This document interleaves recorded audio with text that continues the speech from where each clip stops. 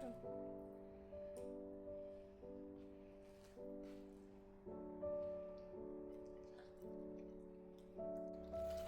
সবাইকে দেখাবে, দেখো আমার মেয়ে বেগুনি বানিয়েছে।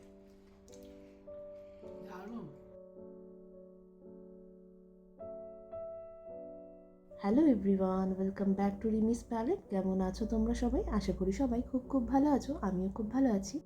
আজ 12ই ফেব্রুয়ারি, বুধবার। সকাল থেকে এখানে কিন্তু রান্নাবান্না তোড়জোড় শুরু হয়ে গেছে। হ্যাঁ, কারণ আজকে মায়ের জন্মদিন। মায়ের জন্মদিনটা ছোটোবেলা থেকে আর 5টা দিনের মতনই কাটতো। যেমন বাকি সাধারণ দিনগুলো কাটে ঠিক সেরকমই। আলাদা করে কখনো বুঝতে পারতাম না যে আজকে মায়ের জন্মদিন। কিন্তু যখন একটু বড় হতে শিখলাম, তখন আস্তে আস্তে যখন একে অপরের জন্মদিন পালন করতে শিখলাম, তখনই কিন্তু মায়ের জন্মদিনটা বেশ করে মাথায় থাকতো। শুধু মায়ের কেন, মায়ের, আমার, বাবার, সবার জন্মদিনই কিন্তু আমার বেশ নখদর্পণে থাকতো। আর চেষ্টা করতাম নিজের সাধ্য মতো সেই জন্মদিনগুলোকে একটু অসাধারণ করে তোলার। মাকে জিজ্ঞাসা করেছিলাম যে আজকের দিনটা যেহেতু মা আমার সাথেই আছে, তাই মাকে কি কি খাওয়ানো যেতে পারে। তো মা বলল বেশি কিছু করতে হবে না, 1-2 রকমেরই আইটেম বানা। কিন্তু তাও মনটা মানছিল না, তাই এদিকে শুরু করে দিলাম পোলাওয়ের প্রস্তুতি। আমি কিন্তু বরাবরই যবে থেকে পোলাও বানানো শিখেছি এইভাবেই পোলাও বানাই। অনেকেই কিন্তু কাজু কিশমিশ তেলের মধ্যে বা ঘিয়ের মধ্যে আলাদা করে ভেজে চালটা ভেজে নিয়ে তারপরে পরিমাণ মতো জল দেন, কিন্তু আমি এইভাবে কিছুক্ষণ ম্যারিনেট করে রাখি, কারণ এতে কিন্তু পোলাওয়ের স্বাদটা আর একটু খুলে যায়। একবার এইভাবে চেষ্টা করে দেখো তোমরাও বাড়িতে। পোলাওয়ের মধ্যে ঘি, একটু সামান্য নুন, আদা, গোটা গরম মশলা আর তেজপাতাও দিতে হয়, কিন্তু তেজপাতাটা দিতে ভুলে গেছিলাম। সব কিছু দিয়ে বেশ খানিকক্ষণ ম্যারিনেট করে ঢেকে রেখে দেবো। আর এদিকে মাংসটাকেও কিন্তু ম্যারিনেশন বসিয়ে দেবো। বেশিক্ষণ ম্যারিনেট করে রাখবো না, কারণ সময় বেশি নেই। আর আমি যতবারই মাংস করি, আমি গোটা গরম মশলা আলাদা করে বেটে তারপরে রান্না করি। মানে বাজারের কেনা গুঁড়ো মশলা আমি একটু কমই ব্যবহার করি, আর এতে কিন্তু মাংসের স্বাদটা বেশ ভালো হয়। আর এদিকে আদা, রসুন, কাঁচা লঙ্কা সব বেটে নিয়েছিলাম, সাথে একটু নুন, হলুদ আর একটুখানি সামান্য পরিমাণে আমি গোলমরিচ দেব। আর হ্যাঁ, রঙের জন্য সামান্য একটু কাশ্মীরি গুঁড়ো লঙ্কাও দিয়েছি।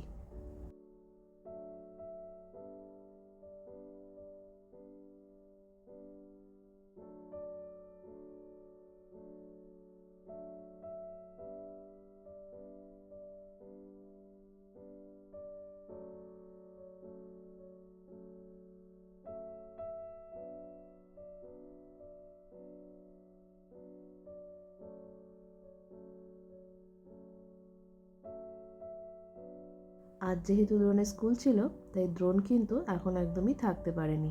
তাই মার একটা আবদার ছিল, দ্রোণ স্কুল থেকে আসার পরই কিন্তু মা খেতে বসবে।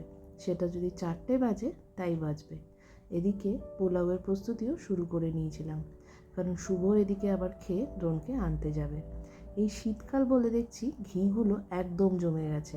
আর এটাই যখন গরমকাল থাকে, তখন ঘিগুলো কিন্তু খুব সহজেই রান্নায় ব্যবহার করা যায়। এবারে এই ম্যারিনেট করা পোলাওটা বা চালটা আমি বেশ কিছুক্ষণ ঘিয়ের মধ্যে নাড়াচাড়া করব।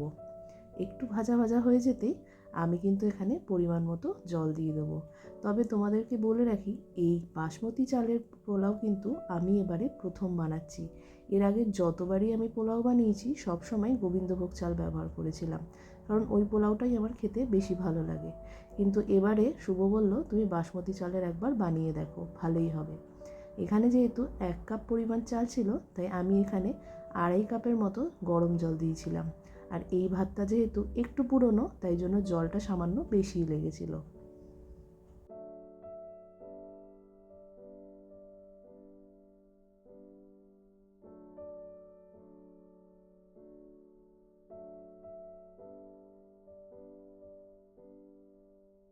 চালটা কিন্তু এখানে প্রায় অর্ধেকের বেশি হয়ে গেছে। এই মুহূর্তে কিন্তু আমি একটুখানি চিনি মিশিয়ে দেবো। আর এই বাসন্তী পোলাওটা যাতে খেতে একটু মিষ্টি মিষ্টি হয়, তাই চিনির পরিমাণটা একটু বেশিই থাকবে। ব্যাস, এই সময় কিন্তু আবার ঢেকে দিয়ে বেশ কিছুক্ষণ একদম গ্যাসটা আস্তে করে রেখে দেবো। তারপরেই তৈরি হয়ে যাবে আমার এই বাসন্তী পোলাও। আর এদিকে কিন্তু মাংসটাও প্রায় হয়ে এসছে। মাংস হয়ে গেল, পোলাও হয়ে গেল, বাকি থাকলো আরও দুটো মেনু, সেটা হলো ইলিশ মাছ আর বেগুনি। হ্যাঁ, তবে শেষ পাতে চাটনিও থাকবে। এদিকে আমি মাংসটাকে একটু পাশের গ্যাসে সরিয়ে রেখে ইলিশ মাছের প্রস্তুতিটাও শুরু করে দিই, তাহলে একে একে সময় মতো সব রান্নাই হয়ে যাবে।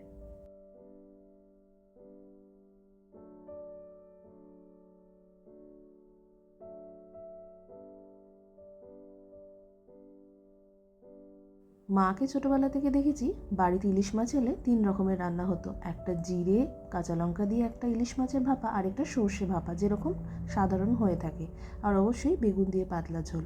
তো আজকে আমি কিন্তু এই জিরে কাঁচা লঙ্কার বাটাটা দিয়ে ইলিশ মাছ করব। এই ভাপাটাও কিন্তু খেতে বেশ ভালো হয়, আর অবশ্যই মাছটাকে থাকতে হবে কাঁচা। ভেজে নিলে কিন্তু ইলিশ মাছের সেই গুণটা আর থাকে না। তাই এখানে তেলটা একটু গরম হতেই আমি দিয়ে দিলাম কাঁচা লঙ্কা আর জিরে বাটা, তার সাথে সামান্য নুন আর হলুদ। এবার এই কাঁচা মাছটাকে তেলের মধ্যে একটু নেড়ে চেড়ে ঢেকে দিলেই কিন্তু তৈরি হয়ে যাবে জিরে বাটা দিয়ে ইলিশ মাছের ভাপা। এটা কিন্তু সর্ষে বাটার ভাপার থেকে কোনো অংশে কম হয় না, বরং এটা কিন্তু খেতে আরও বেশি ভালো লাগে।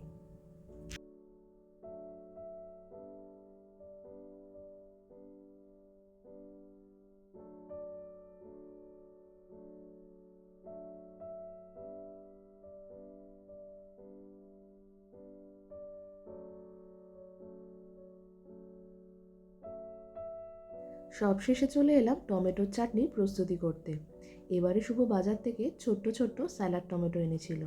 এখানে কিন্তু এই টমেটোগুলো বিদেশিরা বেশিরভাগ স্যালাডে দিয়েই খায়, আর এই টমেটোগুলো কিন্তু দেখতে বেশ সুন্দর লাগে, তাই মাঝে মাঝে কিন্তু এই টমেটোগুলো আমরা নিয়ে চলে আসি। কখনো কখনো চাটনি করি বা কখনো কখনো রান্নায় ব্যবহার করি। এবারে বেশ খানিকটা টমেটো শুভ বাজার থেকে নিয়ে এসেছিল, তাই জন্য ভাবলাম এই টমেটোগুলো দিয়ে টমেটো, খেজুর আর একটা কিশমিশের চাটনি করে দিই। অন্যান্য সময় এটাতে আমি তেঁতুল বা আমসত্ত্বও দিই, কিন্তু আজকে বাড়িতে আমসত্ত্ব ছিল না। তেঁতুল অবশ্য ছিল, কিন্তু ভাবলাম না, অত কিছু না দিয়ে শুধুমাত্র খেজুর, টমেটো আর কিশমিশ দিয়েই চাটনিটা বানিয়ে দিই।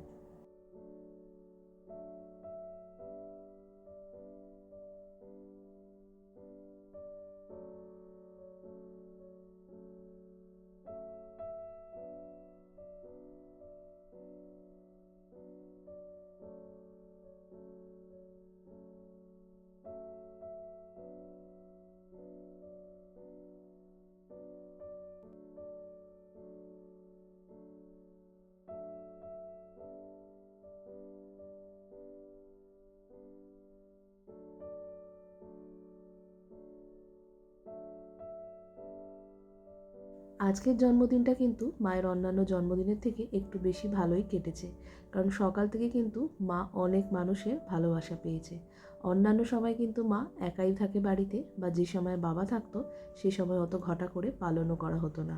যখন আমরা থাকতাম মায়ের কাছে, তখনই সেই জন্মদিনটা ভালো করে পালন করা হতো।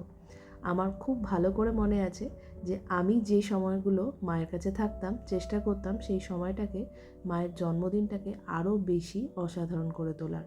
কিন্তু দুঃখের বিষয়, বেশিরভাগ সময় আমি বাইরে থেকেছি, তাই বাইরে থেকে যতটা সম্ভব ততটাই করার চেষ্টা করেছি।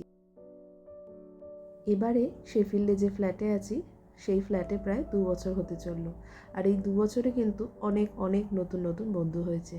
তার মধ্যেই কিছু বন্ধু কিন্তু মনের একটা আলাদা জায়গা করে নিয়েছে। তার মধ্যেই এক বন্ধু আজ সকালে এসেছিল মাকে এই একগুচ্ছ ফুল আর তার হাতে বানানো সিমুই পায়েস দিয়ে শুভেচ্ছা জানাতে। মায়ের সকালটা কিন্তু আজ বেশ দারুণভাবে শুরু হয়েছিল। সকাল থেকেই মাকে আমি বলেছিলাম যে চলো আজকে তোমাকে নিয়ে একটু বেরোবো, কিন্তু এখানে গত 5 দিন 6 দিন যাবৎ এতটাই বাজে আবহাওয়া, তাই মা কিছুতেই বেরোতে চায় না, প্রায় জোর করে মাকে নিয়ে বেরোতে হয়। আর এদিকে কিন্তু আমি ফুলগুলো খুব সুন্দর করে সাজিয়ে দিলাম।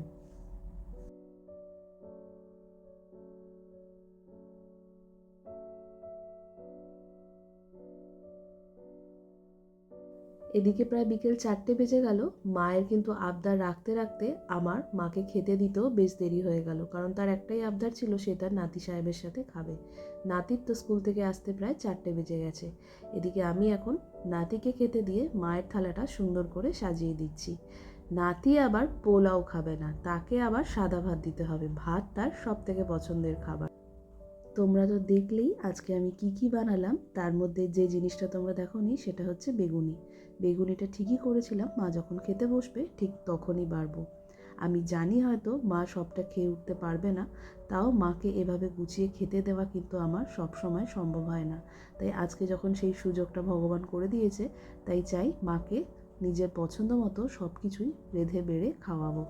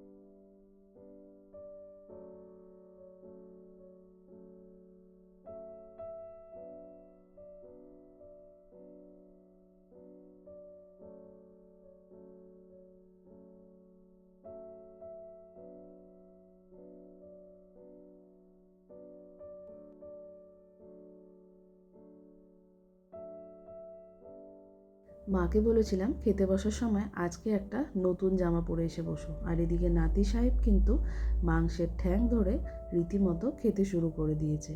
আর এদিকে আমিও কিন্তু সমস্ত খাবার মাকে গুছিয়ে দিলাম, তো বললাম এবারে তুমি খাওয়া শুরু করো।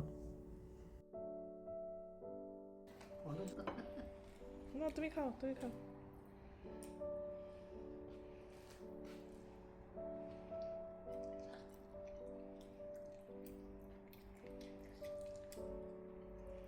নিয়ে নাও গরিকের মাংসটা নিয়ে নাও।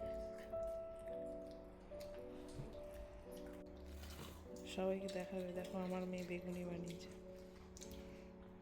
দারুণ।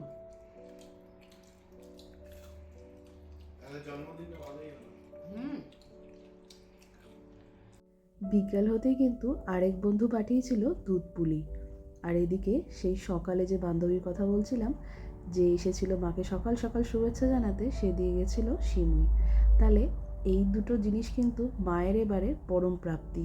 কারণ মানুষের ভালোবাসা কিন্তু সকলে পেতে পারে না, আর সকলের ভালোবাসা মাকে পেতে দেখে আমার সত্যিই খুব গর্ববোধ হয় যে এত মানুষ আমার মাকে ভালোবাসে। আজ এই পর্যন্তই থাক, দেখা হবে অন্য কোনো ব্লগে। ততক্ষণ ভালো থেকো, সুস্থ থেকো।